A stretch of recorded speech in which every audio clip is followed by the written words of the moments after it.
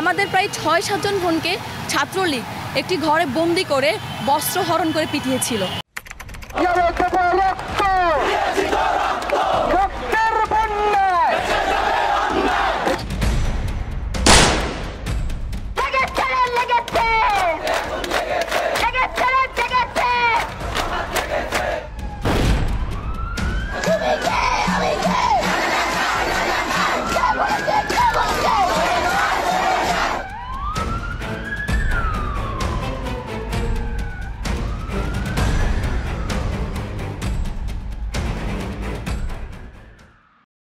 আমরা যদি বলতে চাই যে আসলে ২৪-এর গণঅভ্যুত্থানে স্পেসিফিকভাবে নারীদের যেই একটা চ্যালেঞ্জিং মুহূর্ত, সবথেকে বড় বাধা যেটি আমাদের মনে হয়েছিল আমাদের পরিবার।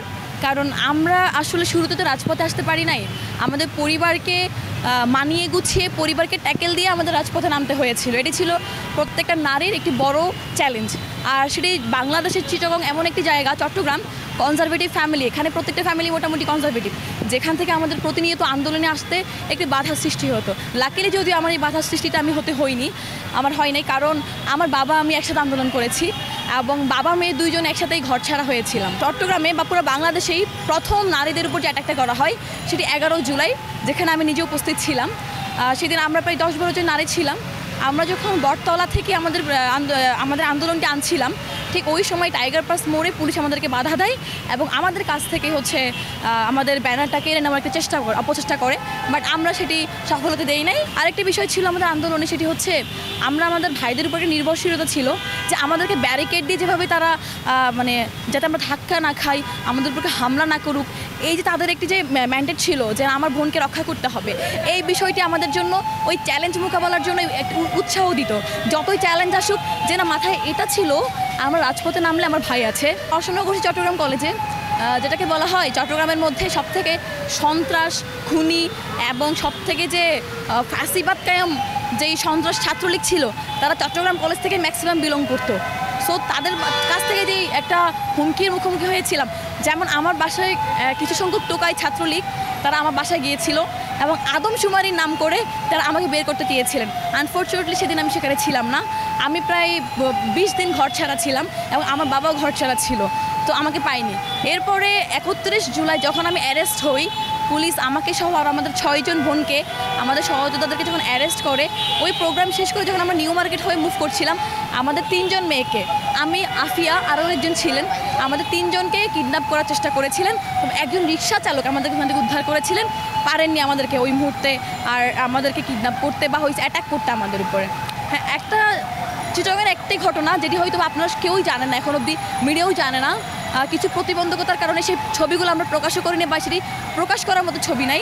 সেটিগুলো হচ্ছে আমাদের প্রায় 6-7 জন বোনকে ছাত্রলীগ একটি ঘরে বন্দি করে বস্ত্র হরণ করে পিটিয়েছিল, যার কিছু ফুটেজ আমাদের কাছে আছে, বাট এগুলো পাবলিক করার মতো বিষয় না বলে আমরা পাবলিক করতে পারছি না।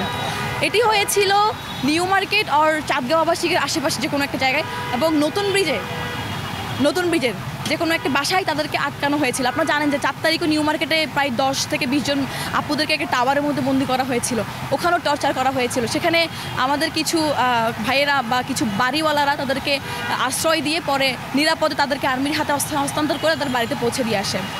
জুলাই যদি আরেকটি ঘটনা বলতে চাই যে আপনারা জানেন যে আবু সাইদ, ওয়াসিম, অনেকে আমার ভাইয়েরা শহীদ হয়েছে, তবে এর পাশাপাশি যে 4 বছরের যে শিশুকন্যাটি শহীদ হয়েছিল এবং শহীদ নাইমা, এই যে তাদের যে আত্মত্যাগ, এই যে নারীদের যে আত্মত্যাগ, ইভেন যখন আমার ভাইদের দিকে গুলিতাগ করা হইতো, ওই সময় আমরা মেয়েরাই কিন্তু সর্বপ্রথম গিয়ে আমরা বন্দুকের সামনে দাঁড়াতাম। যদি বলি 18 জুলাই নতুন ব্রিজের ঘটনা, সেদিন আমরা প্রথম সারিতেই প্রায় 10 থেকে 12 জন নারীরা ছিলাম। সো আমাদেরকে পুলিশ বারবার সংকেত দিচ্ছিলেন যে আপনারা সামনে থেকে সরেন, কারণ আমরা থাকলে তারা ভাইদের উপরে অ্যাটাক করতে পারছিল না। কারণ নারীর উপর অ্যাটাক, এটি মানবাধিকার যে দপ্তর আছে সেখানে এটি খুবই ঘৃণ্য এবং জঘন্য অপরাধ হয়ে দাঁড়াতো এবং এই পুলিশদের অবস্থাটা খুব খারাপ হতো। তারা কি করে পিছন থেকে গিয়ে নতুন ব্রিজে এবং মাঝখান থেকে গিয়ে তারা সাউন্ড গ্রেনেড অ্যাটাক করে এবং টিয়ার শেল মারেন। সেদিন আমি প্রায় 2 ঘন্টা বেহুশ ছিলাম টিয়ার শেল খেয়ে। একটি গ্যারেজের মালিক আমাকে টেনে হেঁচড়ে নিয়ে তারা আমাকে উদ্ধার করে। তার কিছুক্ষণ পরে দেখি আমি সিএনজিতে আমার বাবার কোলে আমি বেহুশ ছিলাম।